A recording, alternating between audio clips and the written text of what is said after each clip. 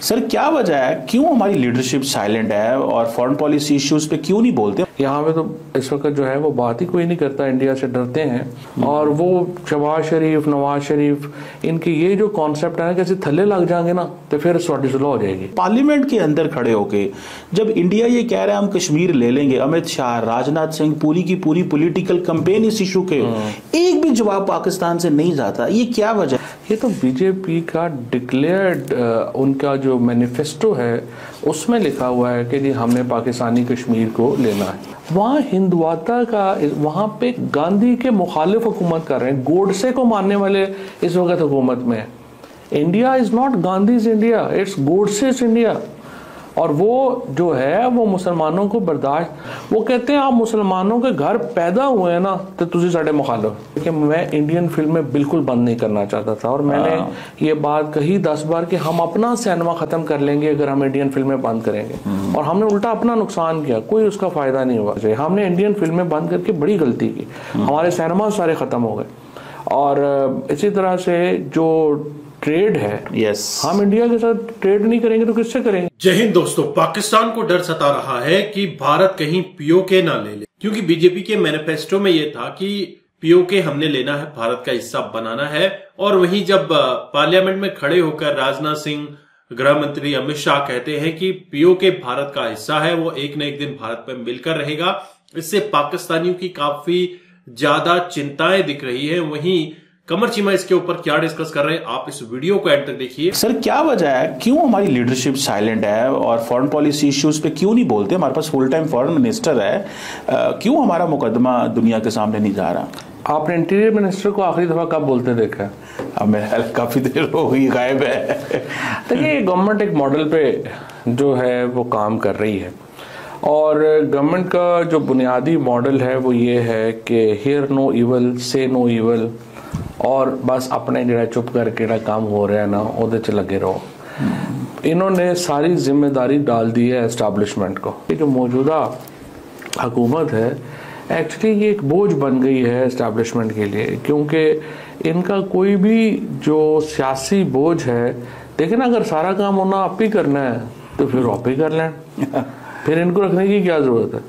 आप इनको इसलिए रखा गया था कि एक पॉलिटिकल बोझ उठाने की कोई सकत या कोई वजन ये भी लेंगे। इंडिया पाकिस्तान की जो पैराडाइम है उसके ऊपर बिल्कुल हुकूमत की तरफ से कोई कुछ नहीं आता। चौधरी साहब, ये इंडियन लीडरशिप हर रोज कहती है हमें कश्मीर ले लेंगे, हम आज़ाद कश्मीर के ऊपर बात करती है। अभी अगले दिन राइजीना डायलॉग हो रहा था भारत में, तो उसमें भी जयशंकर ने दोबारा एक नैरेटिव बिल्ड किया जी कि यूएन ने बड़ी गलती की, इस इशू को एक कॉन्फ्लिक्ट बना दिया, हम वो एग्रेसर पाकिस्तान था।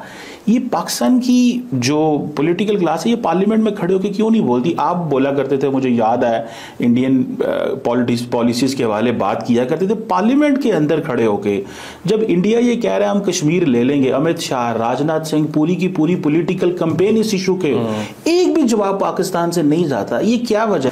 ये तो बीजेपी का डिक्लेयर्ड उनका जो मैनिफेस्टो है उसमें लिखा हुआ है कि जी हमने पाकिस्तानी कश्मीर को लेना है।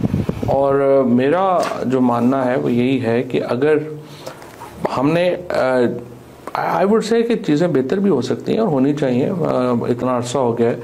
अब हर बंदा यहाँ पे कहता है जी कारगिल बहुत बड़ी जो गलती थी, तो भाई सियाचिन क्या था? कारगिल पहले हुआ या सियाचिन पहले हुआ? और सियाचिन में ज़्यादा इलाका जो है वो चला गया या कारगिल में जो है वो ज़्यादा हुआ था? कारगिल तो पार्ट था हमारा चेक पोस्ट, जो बाद में जो है वो उधर चली गई। सियाचिन जो है वो नो मैन लैंड थी, वो इंडियन आर्मी आ गई, वो आके बैठ गई। लेकिन यहाँ पे तो इस वक्त जो है वो बात ही कोई नहीं करता, इंडिया से डरते हैं।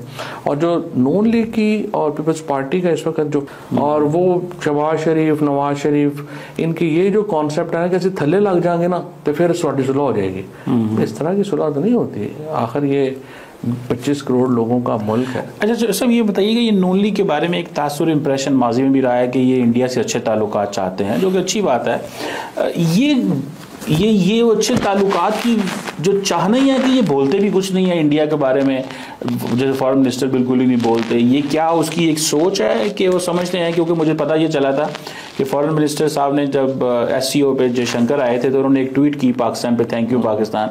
तो उन्होंने अपनी एक इन हाउस मीटिंग में कहा कि हमें 10 सालों में भारत से एक ट्वीट ही आई है बस। सो ये एक खौफ है कि जी हमें बात नहीं करे। तो ये क्या आप समझते हैं ये PMLN की एक स्ट्रैटेजी है, ये पॉलिसी है कि भारत के बारे में कुछ भी नहीं बोलना, वो जो मर्जी बोलते रहे, हम खामोश रहें ताकि इंटरनेशनल कम्युनिटी को हम मैसेजिंग करते रहे, देखिए जी हम कुछ नहीं बोल रहे, जो कर रहे हैं वो कर रहे हैं और हम तो बात करना चाहते हैं। ये उनकी पॉलिसी है या कि how do you see this? I would say a very explicit strategy of Nawaz Sharif. This is a very explicit desire of Nawaz Sharif. वो देखें, आपने बिल्कुल सही कहा, हिंदुस्तान के साथ अच्छे ताल्लुकात, भारत के साथ अच्छे ताल्लुकात पे पाकिस्तान में तो कंसेंसस है। मैं हूँ, आप हूँ, इमरान खान है, आसफ जरदारी हैं, सब लोग चाहते हैं कि कंसेंसस हो और ये ताल्लुकात बेहतर होने चाहिए, कोई इसमें प्रॉब्लम नहीं है। बट प्रॉब्लम ये है कि दूसरी तरफ वहाँ हिंदुवाता का, वहाँ पे गांधी के मुखालिफ हुकूमत कर रहे हैं, गोडसे को मानने वाले इस वक्त हुकूमत में। India is not Gandhi's India, it's Godse's India. और वो जो है वो मुसलमानों को बर्दाश्त, वो कहते हैं आप मुसलमानों के घर पैदा हुए हैं ना तो तुझे साढ़े मुखालिफ। तो मुझे आप बताएं, ऐसी ज़हनियत के साथ हम क्या बातचीत करेंगे? वो चेंज हो गई तो बातचीत होगी ना, आप कैसे जो है वो करेंगे? और जो गुजरात में जो कुछ हुआ, जो बाकी जगहों पे जो कुछ हुआ, वो तो the problem is they are not ready to actually, I would say कि बराबरी को तो छोड़ दें, कुछ सिग्निफिकेंस देने को पाकिस्तान की इस वक्त आबादी को। ऐसे माहौल में कैसे बातचीत हो सकती है? तो इसलिए मॉडरेट्स जब इंडिया में आएंगे तो उस वक्त पाकिस्तान और भारत के दरमियान ताल्लुकात जो हैं वो बड़े बेहतर हो जाएंगे, क्योंकि पाकिस्तान के अंदर अब ये कंसेंसस है कि इंडिया से ताल्लुकात अच्छे होने चाहिए। नहीं, पाकिस्तान के अंदर है, लेकिन चौधरी साहब आप उस वक्त कैबिनेट में और कहा जाता है कि शाह महमूद कुरैशी, शीरी मज़ारी साहबा और शेख रशीद जो थे वो नहीं चाहते थे कि भारत साथ नॉर्मलाइजेशन हो सुनने में। तो अगर आप ये कह रहे हैं कंसेंसस है तो फिर ये क्या बात है? नहीं, ये इनका चारों का है। मैं तो आपको इमरान खान का बता रहा हूँ ना, इमरान खान, आसफ जरदारी, डोमिनेट इमरान खान ने फिर मानी तो थी ना इनकी। मैं आपकी बात से एग्री करता हूँ। मेरा ये ख्याल है कि बहुत हमने, अगर आप मुझसे पूछे ना कि एक बड़ी गलती जो PTI की हुकूमत की, एक बड़ी गलती जो एक बहुत बड़ी चेंज थी, वो हमने जो जनरल बाजवा का था स्कीम, मैं शामिल नहीं था मशवरे में बिकॉज मैं तो साइंस मिनिस्टर था उस वक्त, बट मुझे पता है एग्जैक्टली कि उसको कैसे जो है वो उसको ख़त्म किया गया या नहीं माने। मैं समझता हूँ कि यहाँ पे बहुत बड़ा मौका हमने PTI में हमने ज़ाया किया जब हमने जनरल बाजवा की जो स्कीम थी उसको हम नहीं माने। तो फिर चौधरी साहब बात तो यही है कि सियासतदान जो है वो अपने पॉलिटिकल बेनिफिट के लिए, देखो ना, एक प्रॉब्लम है ना चिमा साहब, देखिए प्रॉब्लम उस वक्त ये हो गई जिसमें अगर आप दूसरी साइड की भी देखें, पर मैं जिस तरह मैं कह रहा हूँ कि मैं तो हक में हूँ, और आप कैबिनेट में देखिए, मैं इंडियन फिल्में बिल्कुल बंद नहीं करना चाहता था, और मैंने ये बात कही 10 बार कि हम अपना सिनेमा खत्म कर लेंगे अगर हम इंडियन फिल्में बंद करेंगे, और हमने उल्टा अपना नुकसान किया, कोई उसका फायदा नहीं हुआ। आपको बैलेंस नहीं लूज करना चाहिए। हमने इंडियन फिल्में बंद करके बड़ी गलती की, हमारे सिनेमा सारे खत्म हो गए। और इसी तरह से जो ट्रेड है, देखिए ना, प्रॉब्लम ये है कि चीमा साहब फिर जो है ना हमें तो कह देते हैं ना कि पंजाबियों की बात करते हैं और ये वो, बट फैक्ट इज देखें खैबर पख्तूनख्वा के साथ जो है वो चाइना भी उसको जो है वो गिलगित बल्तिस्तान वगैरह के जरिए जो है वो उधर भी आ जाता है, और फिर आपका अफगानिस्तान आ जाता है। लाइकवाइज बलूचिस्तान के साथ ईरान है और Afghanistan. Punjab is landlocked. Yes, हम इंडिया के साथ ट्रेड नहीं करेंगे तो किससे करेंगे? बिल्कुल सही। तो दोस्तों, आपने ये वीडियो देखी और आपको समझ आ चुका होगा कि कमर चीमा और दूसरे साहब डिस्कस कर रहे हैं कि भारत में किस तरह की लीडरशिप है। इससे पहले डेफिनेटली जिस तरह से कह रहे हैं कि ये गोडसे का भारत है, ये गांधी का भारत नहीं है। गांधी का भारत तो वो भारत था जब गांधी कहते थे कि अगर कोई आपके एक गाल पर थप्पड़ मारे तो दूसरा गाल भी आगे कर दो।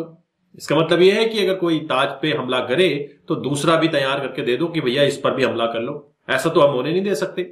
या फिर कोई हमारे एक सोल्जर को मारे तो दूसरे सोल्जर को मारने के लिए हम आगे तो नहीं कर सकते। तो कहीं ना कहीं भारत अब एक अग्रसर, एक उग्र रूप लेकर आगे बढ़ रहा है, और इससे पाकिस्तान को खासा नुकसान हुआ है।